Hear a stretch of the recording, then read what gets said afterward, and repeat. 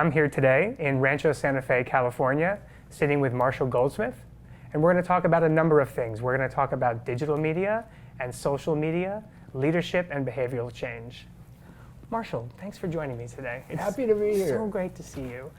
We all have our phones in our pocket all the time, and we're all looking at them all the time.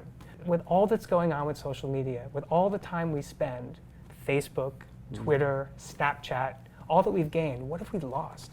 Well, I wrote an article about 20 years ago about new technology, and I said, is it a nightmare or a dream come true? And the conclusion I had, it's actually a little both. It's a dream come true and it's a nightmare. I'll start with the negative. About 20 years ago, I made a prediction. I said within 20 years, media addiction will far surpass drug addiction and alcohol addiction combined is a social problem. We're already there. The average kid that's flunking out of school in the United States spends 55 hours a week on non-academic media. That's an addiction. A young man drives me back and forth at Dartmouth, flunked out of college. 25,000 hours of his life he spent playing World of Warcraft. You know, that's an addiction. You can get 2 PhDs in 25,000 hours. He played a video game. So that's the bad news. The good news is, and the good news is fantastic as well, you can really be in touch with the entire range of knowledge from the human species. You can learn, you can get educated, have more productive surgeries because you have instant access. So the positives are boundless. The negative, though, is wasting your life on amusement. Yeah. Where it becomes sort of like a drug, and instead of doing something positive and productive, you're just amusing yourself to death. I look at social media, and I looked at it for a long time as a distraction, but I had 2 aha moments where I really understood that it was making a fundamental shift. The first one was how much video people are watching on their phones all the time. Not at home, not at work, but on the go. The second one was how much social media has become a source of news and information, and how we understand the world. Most of my news is from Facebook these days, based on what I've liked in the past or what my friends will share.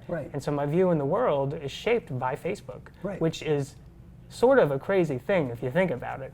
But sort of an efficient thing. It's efficient. It's efficient. I can just get it all in one place. I don't have to go out. You've been building a brand for 40 years, and you're a marketing legend. Did you have a moment where you looked at social media a few years ago and said, this is not a distraction, though. If done right, this is a fundamental shift? I have one number. 25 million people have read something I've written online. I sold 2 million books.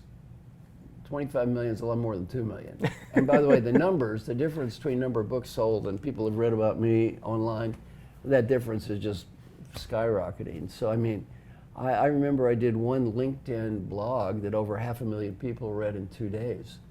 So that really hit me, 500,000 people in 2 days. I can't talk to that many people. And I can't write a book that's going to sell 500,000 copies in 2 days.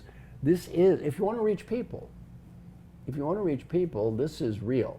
So I think social media is incredibly important. Online is incredibly important if you want to reach people. And to me, if you're a writer, you're an author, you're a thinker, if you don't want to reach people, why are you doing it? You're writing for yourself? Well, I mean, to me, I want to reach people, so the way I reach people is that. I've sold 2 million books. That's a lot of books. It's nothing compared to the number of people I've reached online. You know, it's so funny you say that. I often think of Stephen King, and if you ever read his book On Writing, he talks a lot about how when he was younger, he would send in stories to magazines and fingers crossed hope that they would publish them someday and he would find an audience. And with all the negative things that I hear or we read about how social media could be doing bad things to society, the good thing for writers is it gives everyone a chance to put their voice out there in many free ways, and if done right, find an audience, whether it's on LinkedIn, whether it's on Medium, wherever you choose to publish, you can find an audience, and I find it a powerful tool. Well, I give everything away. All my material, you may copy, share, download, duplicate, use a church, charity, nonprofit. I've done some extensive research, and you know what it's shown? We're all going to be equally dead. Might as well do a little bit of good here, right? So I give all my stuff away, and I get emails every day from someone who's read something I wrote online, watched a video online, and said, this helped my life.